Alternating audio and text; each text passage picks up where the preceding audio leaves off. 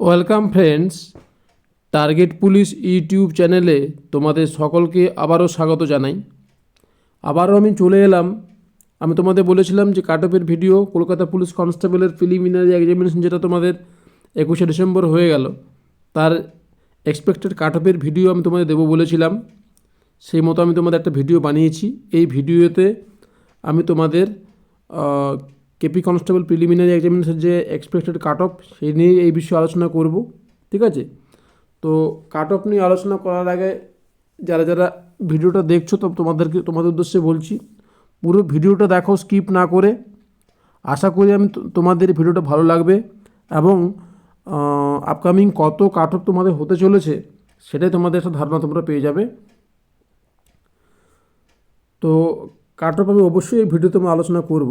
তার আগে আমি তোমাদের একটা কথা বলে নিই যে দেখো, তোমাদের 2022 সালে কলকাতা পুলিশ কনস্টেবলের যে কাট অফ গিয়েছিল, সেই cut off huge cut off গিয়েছিল। এইরকম কাট অফ কিন্তু পুলিশ পিআরবির রেকর্ডে কিন্তু নেই যে একটা হাই কাট অফ যাওয়ার পিছনে। তো এই হাই কাট অফ যাওয়ার পিছনে কিন্তু যথেষ্ট কারণ আছে, অনেকগুলো কারণ কিন্তু রয়েছে। তো সেই জন্যই কিন্তু হাই কাট অফটা গিয়েছিল। ঠিক আছে? তো তোমাদের যে পরীক্ষাটা হলো রিসেন্ট, সেই পরীক্ষাটা কাট অফটা জানতে গেলে তোমাদের কয়েকটা বিষয় জানতে হবে। এই কাট অফ কিন্তু এমনি এমনি নির্ধারণ করা সম্ভব নয়। কাট অফ নির্ধারণ করতে গেলে তোমাদের পরীক্ষার্থী কেমন পরীক্ষা দিয়েছে সেটা একটা বিষয়, কোশ্চেনের প্যাটার্নটা কেমন ছিল সেটা একটা বিষয়, এবং ভ্যাকেন্সিটা কতটা রয়েছে তার উপর কিন্তু বিষয়গুলো ডিপেন্ড করে। আর সেই বিষয়ের উপর ডিপেন্ড করে কাট অফটা কিন্তু নির্ধারণ করা হয়। ঠিক আছে? তো সেই কাট অফটা আলোচনা করার আগে 2022-এর তোমাদের কাট অফটা কেমন গিয়েছিল সেটা আমি তোমাদেরকে একবার দেখাই। দেখতে পাচ্ছ, এটা তোমাদের 2022 সালে কিন্তু কাট অফ। ঠিক আছে? তো এখানে দেখো, ইউআরের ক্ষেত্রে কত কাট অফ গিয়েছিল? 67, হিউজ কাট অফ। ঠিক আছে? এসটি ক্ষেত্রে তোমার কত গিয়েছিল? 37.25। ঠিক আছে? এসসি 55.75, ওবিসি এ 56.75 আর ওবিসি বি 61.75। সুতরাং বুঝতেই পারছো হাই কাট অফ কিন্তু তোমাদের গিয়েছিল 2022-এর 2022 যে রিক্রুটমেন্ট হয়েছিল কলকাতা পুলিশের কনস্টেবল, লেডি কনস্টেবল, তার cut off, official cut off. এরপরে এটা মেলদের বললাম। ফিমেলদের ক্ষেত্রে দেখো 44.25 ইউআরের, এসটি 33। ঠিক আছে?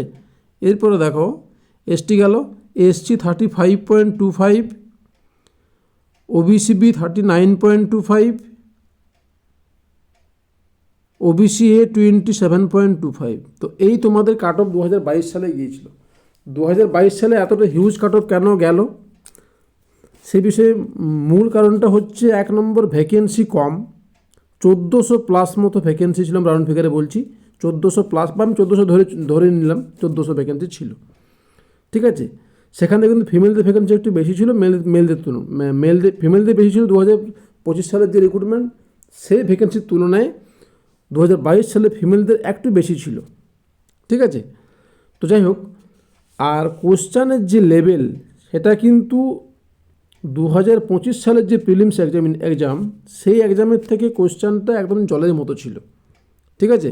এবং পরীক্ষা মোটামুটি ভালো দিয়েছিল ছেলেরা, সেই জন্য কাট অফটা হাই গিয়েছিল। কিন্তু এই পরীক্ষার কাট অফ এবং কোশ্চেন সেটা যদি আমরা এই রিসেন্ট যে পরীক্ষাটা হয়ে গেল 21 তারিখে, সেটার সাথে কম্পেয়ার করলে কিন্তু অনেকগুলো জিনিস ডিফারেন্ট আছে।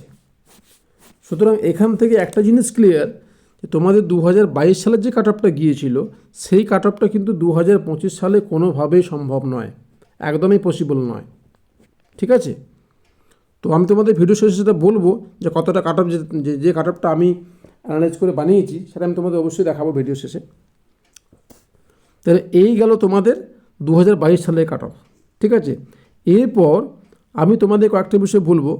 তোমাদের যে পরীক্ষাটা হয়েছে, সেই পরীক্ষার যে অ্যান্সার কি সেটা কিন্তু 1 সপ্তাহের মধ্যে তোমরা পেয়ে যাবে। তো ধরে নাও তোমাদের 21 তারিখে পরীক্ষাটা হয়েছে, তো 21 তারিখের পরে তোমাদের 7 দিনের মধ্যে ম্যাক্সিমাম তোমরা পেয়ে যাবে, অর্থাৎ 21 থেকে 28, 29 তারিখের 29-30-এর মধ্যে তোমরা তোমাদের অ্যান্সার কি পেয়ে যাচ্ছ। তো এই গেল বিষয়টা। এরপর আমি যেটা মেইন বিষয় সেটা হচ্ছে যে 2025 সালে অর্থাৎ 24 সালের রিক্রুটমেন্ট তোমাদের 25-এ অনগোয়িং প্রসেস। সেই অনগোয়িং প্রসেসে একটু ভ্যাকেন্সিটা আমরা দেখে নেবো যে মেল ফিমেল ভ্যাকেন্সি কত ছিল। তো দেখতে পাচ্ছ তোমাদের স্ক্রিনে তোমাদের ভ্যাকেন্সি কত রয়েছে। মেলদের রয়েছে 3624, 3624 মেল, আর ফিমেলদের হচ্ছে তোমার এখানে দেখো 345। টোটাল তোমাদের এই ভ্যাকেন্সিটা রয়েছে। ঠিক আছে, দেখতে পাচ্ছ তোমরা, তোমাদের আমি দেখাচ্ছি স্ক্রিনে। Kolkata police constable revise vacancy, constable ইউআরএ 544, এমনি করে প্রত্যেকটা ক্যাটাগরি সাব ক্যাটাগরিতে মেল এবং ফিমেল এই তোমাদের টোটাল দেওয়া আছে। ঠিক আছে, তো এই গেল তোমাদের বিষয়টা। এরপরে আমি আসি তোমাদের 2025 সালে যে পরীক্ষাটা তোমাদের হলো কেপি কনস্টেবল। তো এই কেপি কনস্টেবলের তোমাদের আমি প্রথমেই বলে রাখি যে 50% ক্যান্ডিডেট কিন্তু পরীক্ষার হলে পরীক্ষা দেয়নি, অর্থাৎ 50% অ্যাবসেন্ট ছিল। আমারও বেশ কিছু ছাত্র পরীক্ষা দিয়েছে এবং তাদের মুখ থেকে শোনা এবং তোমাদের ফিডব্যাক থেকে যতটুকু আমি বুঝতে পারছি, জেনেছি যে 50% অ্যাবসেন্ট, অর্থাৎ 50% পরীক্ষা এপিআরই হয়নি। তাহলে 50% থেকে তোমাদের যে পরীক্ষাটা হলো সেখানে কিন্তু যে কোশ্চেনের লেভেলটা ছিল 1 ঘন্টা সময়ের মধ্যে ওই টাইপের কোশ্চেনের প্যাটার্ন দিন দিন কিন্তু পাল্টে যাচ্ছে। ঠিক আছে, অনেক বড় বড় পরীক্ষা থেকেও কিন্তু প্রশ্ন তুলে দেওয়া হচ্ছে, অর্থাৎ কনস্টেবলের এক্সামের কোশ্চেন যে লেভেলের হতো, যে লেভেলের হতো সেই লেভেলটা কিন্তু পুরোপুরি পাল্টে যাচ্ছে। ঠিক আছে, এর কারণ কিন্তু একটা রয়েছে আমার যেটা মনে হয়, কারণ কি বিগত দিনে কাট অফটা কিন্তু বাড়ছে, পিআরবি চাইছে কাট অফটা কমিয়ে আনতে। তো কাট অফটা কমাতে গেলে কিন্তু কোশ্চেনটা কী করতে হবে, কোশ্চেনটাকে ইজি না করে মডারেট টু হাই লেভেলে নিয়ে যেতে হবে কোশ্চেন। সেই জন্য এবারের যে প্রিলিমিনারি যে কোশ্চেনটা হয়েছে সেটা কিন্তু ইজি কোশ্চেন মোটেই নয়, মডারেট টু হাই বলা যাবে। ঠিক আছে, কারণ তোমাদের 100 নম্বরের মধ্যে জিকে, জিআই এবং ম্যাথ এই 3টে বিষয়কে নিয়ে তোমাদের 100 নম্বর পরীক্ষা হয়, সময় 1 ঘন্টা। তো ওই 1 ঘন্টা সময়ের মধ্যে 100টা কোশ্চেন দেখাও, কোশ্চেনগুলো পড়ে দেখা কিন্তু সময় থাকে পাওয়া খুব চাপ। সেখানে বেশ কোশ্চেনটা আমি পুরোটা দেখেছি, কোশ্চেন দেখে বোঝা গেছে বেশ কিন্তু ঘোরানো পেঁচানো প্রশ্নগুলো ছিল, জিকে বলো, জিআই বলো, ম্যাথ বলো, সব কিছুতেই। ঠিক আছে, সুতরাং অ্যাভারেজ নাম্বার কিন্তু বেশিরভাগ ছেলে, ম্যাক্সিমাম ক্যান্ডিডেট কিন্তু অ্যাভারেজ নাম্বারেই কিন্তু পাবে, যা ফিডব্যাক আমি পেয়েছি। হ্যাঁ, সেখানে কিছু ছেলে অবশ্যই যারা ভালো নাম্বার করবে, যারা মোটামুটি ভালোভাবে পড়াশোনা করেছে তারা নাম্বার পাবে 60+, 65-70 কাছাকাছি, কিন্তু খুব অল্প সংখ্যক ক্যান্ডিডেট এই নাম্বারটা পাবে, বাকি কিন্তু সব মোটামুটি বিলো 50 কাছাকাছি এরকম নাম্বারে কিন্তু থাকবে। ঠিক আছে, তো এই হচ্ছে বিষয়টা। তাহলে আমরা কি জানলাম, আমরা পরীক্ষা কেমন এপিআর সেটা জানলাম, কোশ্চেনের লেভেল জানলাম, ভ্যাকেন্সি জানলাম। ঠিক আছে, তো এর উপর ডিপেন্ড করে কিন্তু কাট অফটা হবে। তো এই কয়েকটা বিষয়কে মাথায় রেখে আমি তোমাদের জন্য যে কাট অফটা বানিয়েছি, এক্সপেক্টেড কাট অফ, এরকম কাট অফ কিন্তু তোমাদের যাবে। ঠিক আছে, এরকম কাট অফ, এরকম নাম্বার যদি তোমাদের থাকছে, তোমরা কলকাতা পুলিশে একদম গ্যারেন্টি পাস করবে, তোমরা মাঠের জন্য প্রস্তুত হতে শুরু করে দাও। ঠিক আছে, তো চলো আমি বেশি কথা না বাড়ি, আমি যে কাট অফটা তোমাদের রেডি করেছি বা কাট অফটা বানিয়েছি সেটা আমি তোমার সামনে দেখাই। তো দেখতে পাচ্ছ expected cut off KP constable 2025। প্রথমেই চলে আসি মেলদের। তো মেলদের ক্ষেত্রে আমি তোমাদের বলে দিই, মেল ইউআর আমার হিসেব মতো 56 to 57। ঠিক আছে, এসসিতে 46 to 47, এসটি 39 to 40, এরপর ওবিসি এ 50 to 51 হয়ে গেল। এরপরে দেখো ওবিসি বি আমার হিসেব মতো 51 to 54, 51 to 54, এটা 1 হয়ে গেল।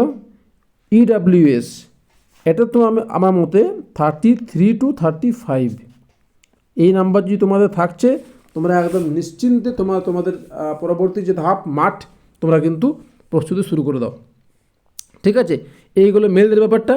এরপর আসি ফিমেলদের ব্যাপারে। ফিমেলদের কত হবে দেখো, ফিমেলদের ইউআর আমি তোমাদের বলে দিই, ইউআরএ 48 থেকে 49, ইউআরএ 48 to 49 যদি কারো থাকে তোমরা কিন্তু মাঠের জন্য তৈরি হও। 48 to 49 হয়ে গেল, 49। এরপরে এসসি 32 to 33 হয়ে গেল। ST 28 to 30, 28 to 30। এরপর নেক্সট ক্যাটাগরি আছে তোমাদের ওবিসি এ, ওবিসি বি এবং ইডাব্লিউএস। তো এসটিদের ক্ষেত্রে তোমার বললাম ওবিসি এটা দেখো, ওবিসি এ তোমাদের মোটামুটি এরকমই থাকবে, 31, 32 এরকমই থাকবে। ঠিক আছে, আর ওবিসি এ এসে বললাম ওবিসি, এটা ওবিসি এর জন্য বললাম। ওবিসি বি তোমাদের হয়ে যাচ্ছে মোটামুটি কত হবে, ওবিসি বি 37, 38 প্লাস এরকম হবে। ঠিক আছে, ইডাব্লিউএস তোমাদের বেশি না, ইডাব্লিউএস মোটামুটি আমার প্রেডিকশন অনুযায়ী 21 to 22 এরকম কাট অফ তোমাদের যাবে। ঠিক আছে, আশা করি তোমাদেরকে আমি ব্যাপারটা বোঝাতে পেরেছি। তো যাই হোক, সময় বলবে, তবে যেটা তোমাদের আমি বললাম কাট অফটা, এক্সপেক্টেড কাট অফ, এই কাট অফের মধ্যে যারা যারা থাকছো তোমরা নিশ্চিন্তে মাঠের জন্য প্রস্তুত হও, মাঠ প্রিপেয়ার, মাঠে দৌড়াদৌড়ি প্র্যাকটিস করো, তোমাদের হয়ে যাবে। ঠিক আছে, তো চলো ভিডিওতে আমি তোমাদের আজ এটাই ব্যাখ্যা করলাম। নেক্সট আবার একটা নতুন ভিডিও নিয়ে আসবো, কোনো আপডেট তোমাদের সামনে নিয়ে আসবো। তো সকলে ভালো থেকো, ভিডিও এখানে শেষ করলাম। যদি ভিডিও ভালো লাগে লাইক করবে, ভিডিও শেয়ার করে সকলকে দেখার সুযোগ করে দেবে, এবং চ্যানেলটাকে সাবস্ক্রাইব করে বেল নোটিফিকেশনটা অন করে রাখবে। যখন আমি কোনো ভিডিও আপলোড করব সঙ্গে সঙ্গে তোমার নোটিফিকেশনটা পেয়ে যাবে। ঠিক আছে, তো চলো ভিডিওগুলো শেষ করলাম। ধন্যবাদ, জয় হিন্দ।